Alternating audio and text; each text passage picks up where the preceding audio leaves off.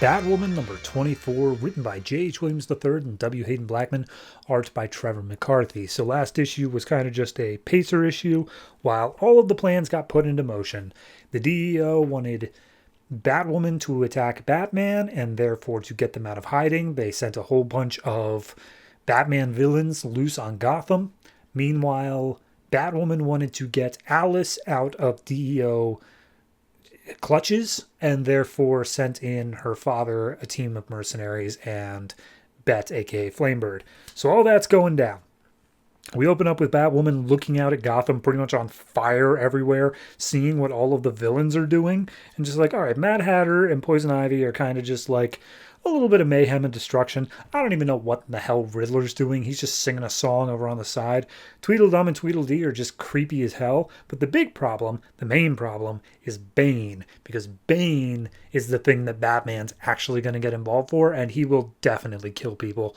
So she's looking around just waiting for Batman to show up. A bunch of the family does. We see Nightwing kicking around. We see Batwing doing stuff, Red Robin. But Batman himself is not shown yet. So Maggie makes her way into the GCPD, and Detective or Chase is already there from the DEO, basically telling Bullock, this is under DEO jurisdiction now, back off. And Sawyer asks what's going on, and Chase says, like, yeah, no, Gotham has been overrun with people like God knows how many times. Now you got a whole bunch of them out there. Do you think the U.S. government was just going to let this happen? No, we are going to take control of this, and we are going to get in front of it.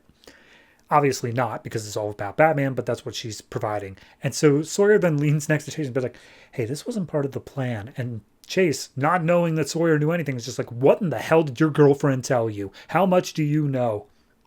And Bullock's just like, I'm sorry, what does Kate Kane have to do with any of this?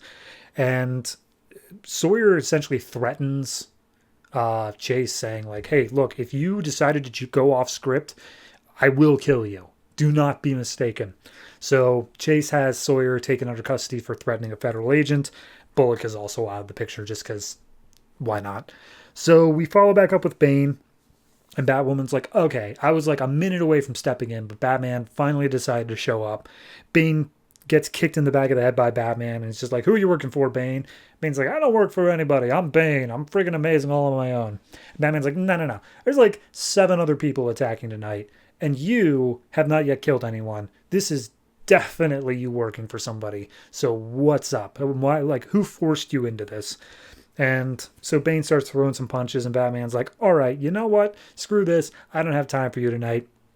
And he says, I've got a new tool that I've been working on. He pulls out a syringe, injects it into Bane, and says, not only is this going to counteract the venom, it's going to neutralize it, but it's also going to purge your body of anything that's left over, meaning that you're not going to be able to keep down food or basically exist without a diaper for the next few days, or sorry, weeks. So Bane is off the board. He's no longer a problem, but Batman is now around.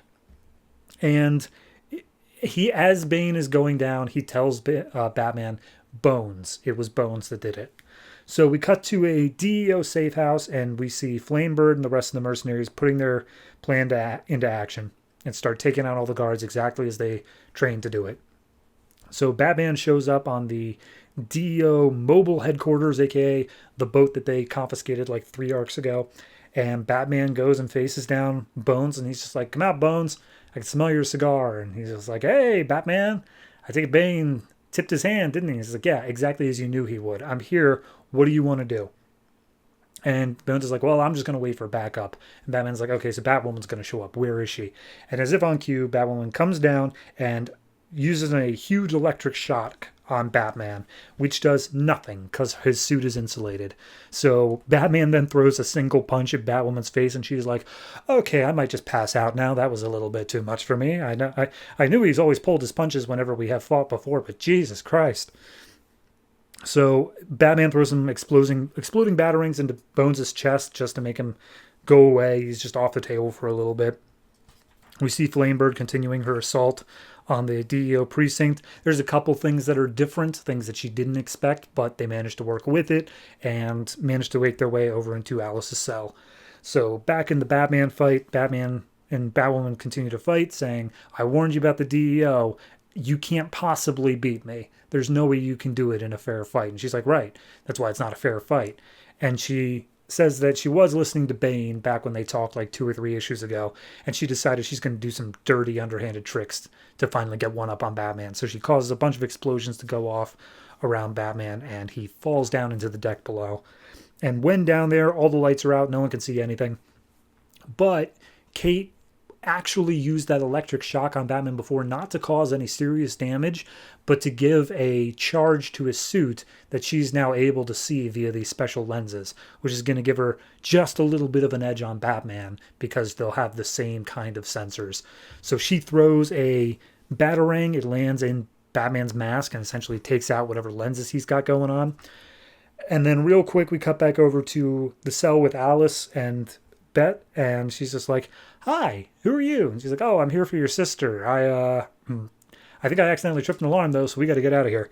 And she's like, oh, okay. Well, could you please take my gloves off, dear? As she's wearing rubber gloves with handcuffs on them. So I'm sure that's going to be something. I don't actually know what her power set is, so I'm sure we'll see it.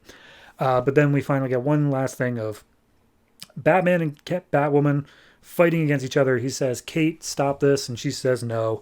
And we end with her hands around each other's throats. Okay, I need to get serious for a second here. At the DC offices around this time, essentially the writers were told that in no uncertain terms, Batwoman was not to be married. She was not allowed to get married to Maggie Sawyer, and they were also forced to make some major changes to this issue, or what was going to be this issue and the next issue, as well as they were told they were not allowed to look into like Croc's origins and stuff like that. So basically the writers left after this. There's one more issue they're going to do, which is a tie-in to 0 Year, and then they're gone, which means I've looked ahead slightly. I leafed through some pages. This story doesn't get a resolution. Not next issue, not the issue after. This doesn't actually get a resolution until an annual that is coming 6 months after the release of this issue. That is unforgivable. That is awful. The fact that DC, just from an editorial standpoint, would do that. Not only were they willing to let this writer go over such petty little things like that, but they then decide not to finish the story with the same writer, and the next writer has to come in 6 months later to wrap it all up. It's not even part of this trade. Like, it's going to be part of like 2 trades from now. That's unforgivable. That's terrible.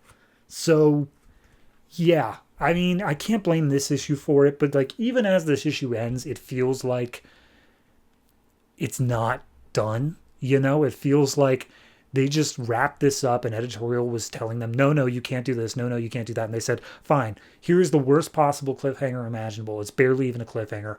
Do what you're going to do. I'm done. And I can feel it. I had to check, because I was reading this in the trade, I had to check that like it wasn't a misprint, that there wasn't an extra page missing.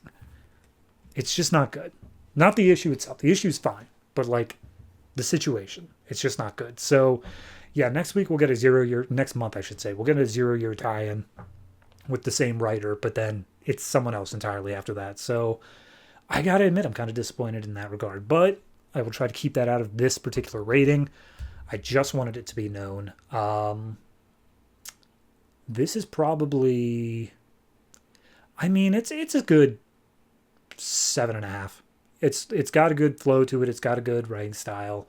You know what? I'm going to lower it to a 7 now that I'm thinking about it. It does feel really padded out in some places, especially the opening like 2 or 3 when he's just looking at the villains across Gotham. That didn't really feel necessary. And then add on top of it all the things that I know after the fact, it's hard to keep that away from the rating. But a 7 seems fair, all things considered. So we'll pick up with the writer's last issue next week. But then, yeah, we're not going to get the follow-up to this for another 6 months. So wait for that.